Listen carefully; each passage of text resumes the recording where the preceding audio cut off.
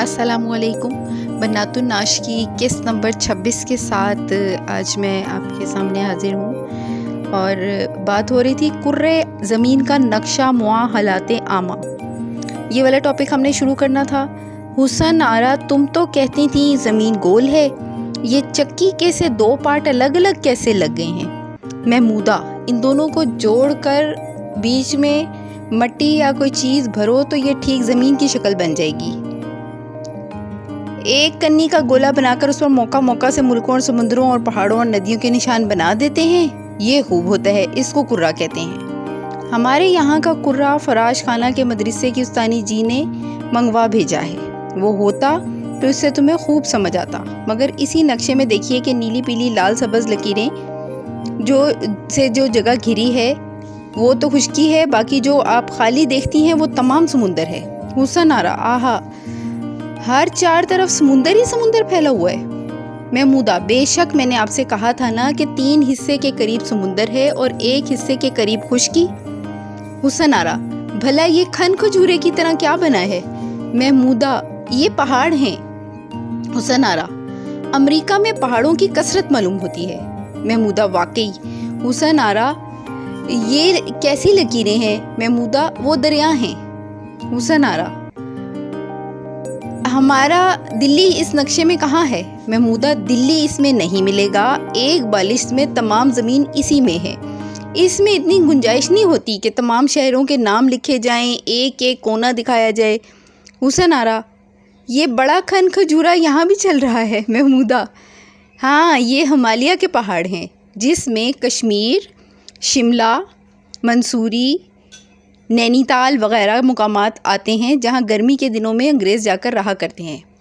हुसन आरा, भला ये दक्कन की तरफ एक बुंदा सा क्या लटक रहा है? महमूदा, हिंदुओं की लंका जिसके किस्से की नकल रामलीला में है, ये एक टापू है। हुसन आरा, खाली मैदान में ये जो रंगीन रंगीन नुक्ते दिए हैं ये क्या होता है?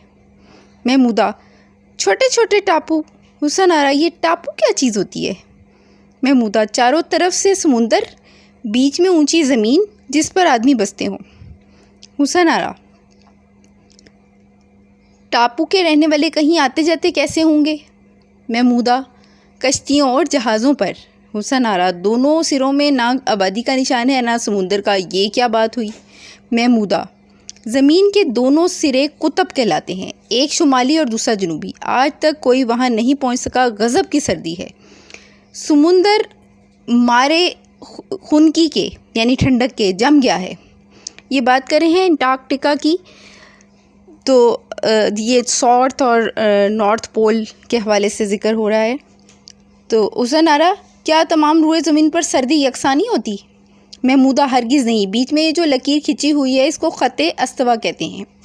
इस पर आफताब की किरणें सीधी पड़ती हैं और इस बला की गर्मी है कि समुंदर है तो खौल जाए, ज़मीन है तो जले तवे की तरह हो जाए। इस खत से जितनी दूर चलो, आखिर को या दुखन को। मैंने आपको बताया था कि ये आखिर और दुखन से मुराद शुरू और आखिर है। उसी कदर गर्मी और सर्दी ज़्यादा, यहाँ तक कि कुतुबों पर हद दर्जे की सर्दी है।